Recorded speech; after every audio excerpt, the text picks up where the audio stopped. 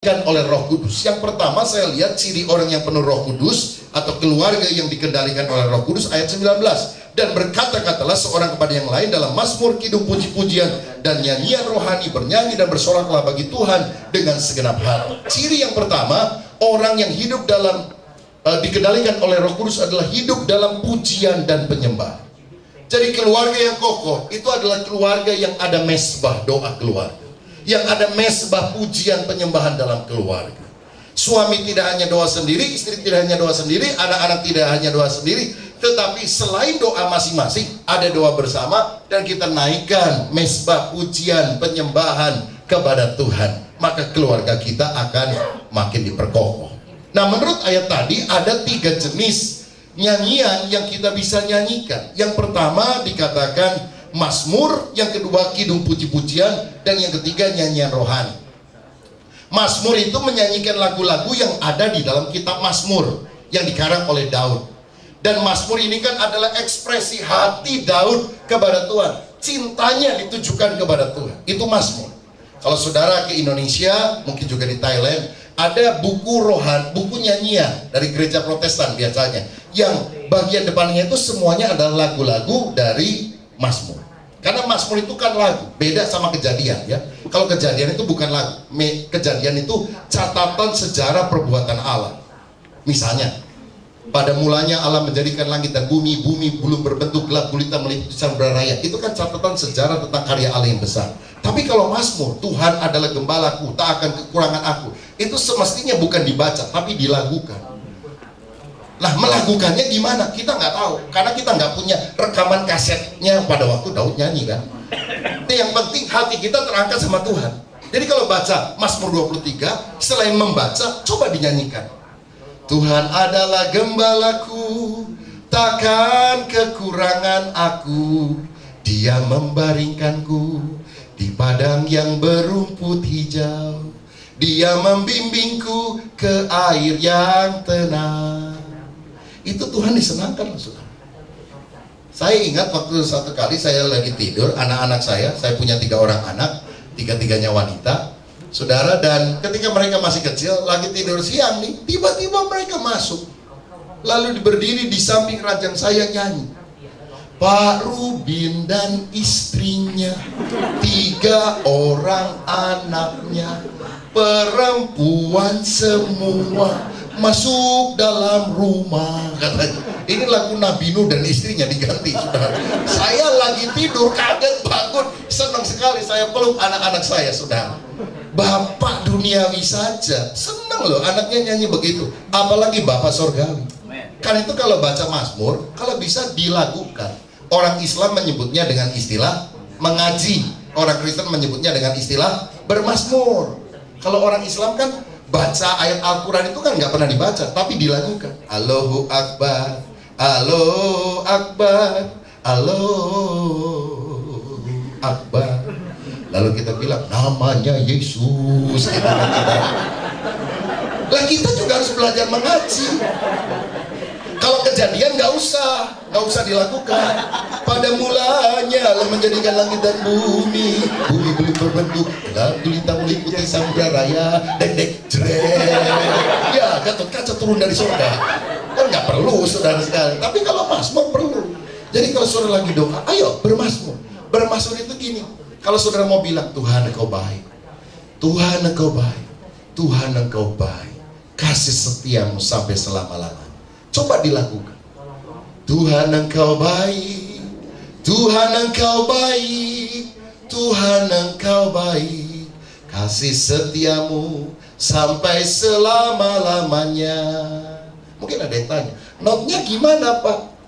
Atur-atur aja sendiri, saudara. Yang penting hati cinta sama Tuhan. Amin, saudara. Jadi kalau ada pertemuan lagi, kita doa, jangan ada yang diam, jangan ada yang ngantuk, semuanya bermazmur. Itu hidup yang dipersembahkan bagi Tuhan.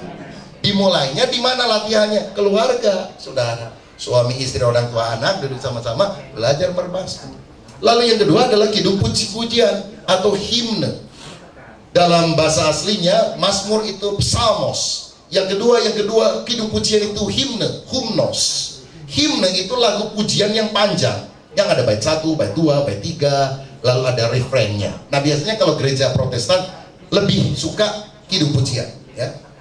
Tiap langkahku diatur oleh Tuhan. Bait kedua, bait ketiga, bait ketujuh. Nah itu saudara, itu bagus loh, karena ini Alkitabiah. Karena itulah mengapa gereja Protestan banyak kan pakai buku rohani. Karena kalau ngapalin 7 baris, waduh siapa yang apa? Kalau gereja Pentakosta karismatik pembaharuan ambil yang ketiga, pneumatikos ode, nyanyian rohani. Itu biasanya yang singkat-singkat, ya.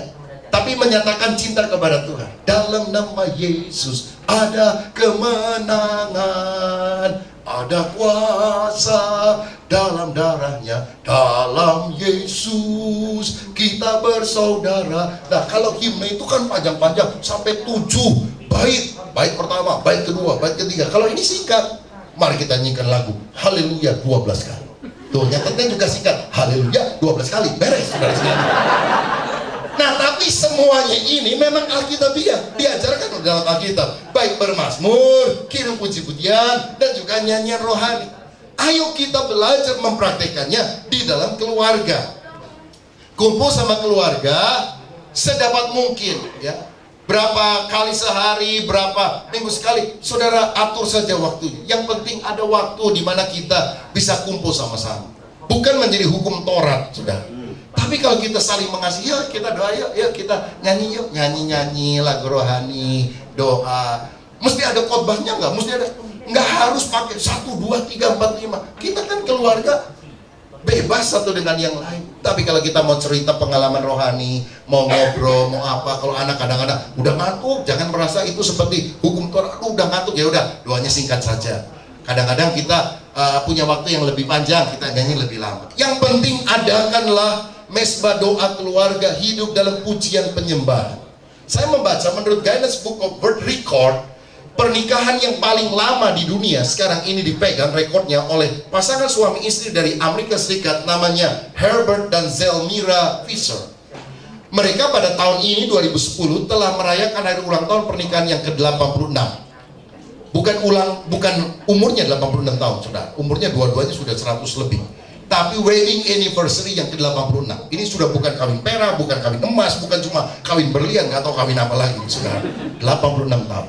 Jadi waktu mereka ditanya nih oleh wartawan pada hari Valentine yang lalu, karena mereka itu hari ulang tahun pernikahannya tanggal 12 Februari. Valentine kan 14 ya. Nah, jadi ditanya, apa resepnya? Dia bilang, kami belajar saling menghargai, kami selalu berkomunikasi dengan baik, saling mengasihi, dan jangan lupa, kami orang Kristen, dan kami saling mendoakan pasangan kami setiap hari. Saya berdoa untuk istriku, dan istriku kemudian berdoa dan memberkati hidup. Saudara, jadi saya mau bilang begini. Kalau kita nih lagi repot, lagi bentrok, suami istri kurang akrab, kurang rukun, solusinya adalah tingkatkan doa bersama. Kalau saudara sedang alami masalah, itu salah satu penyebabnya. Kita sudah lama tidak doa bersama.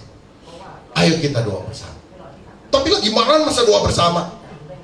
Orang nggak ada perasaan apa, nggak apa-apa. Rasa doamu menghantam tembok, nggak apa-apa. Pegang tangannya, doa bersama. Saudara lakukan itu setiap hari. Itu cair, saudara. Karena di dalam doa, kebencian, kepahitan akan berubah menjadi pengertian, dan kasih Allah akan mengalir dalam hidup kita. Ini ciri orang yang penuh dengan Roh Kudus. Keluarga yang ada pujian dan penyembahan dalam kehidupan. Ya, ciri yang kedua dari orang yang mengalami kebenaran Roh Kudus itu dicatat ayat 20. Ucapkanlah syukur senantiasa atas segala sesuatu dalam nama Tuhan kita Yesus Kristus kepada Allah dan Bapa kita. Jadi kita harus belajar mengucap syukur di dalam segala perkara. Orang yang banyak mengucap syukur, berkat gampang datang. Karena malaikat paling senang tinggal di dalam keluarga yang rajin mengucap syukur. Kalau keluarga berantem melulu, tuyul yang senang tinggal, saudara sekalian. Bukan Roh Kudus, bukan malaikat Tuhan. Dan ada firman dalam Mazmur 37 ayat 4 berkata, dan bergembiralah karena Tuhan, maka Ia akan memberikan kepadamu apa yang diinginkan hatimu. Saya mau tanya, gembira dulu baru diberkati atau diberkati dulu baru gembira? Gembira dulu kan ya. Gembira dulu, bersyukur dulu.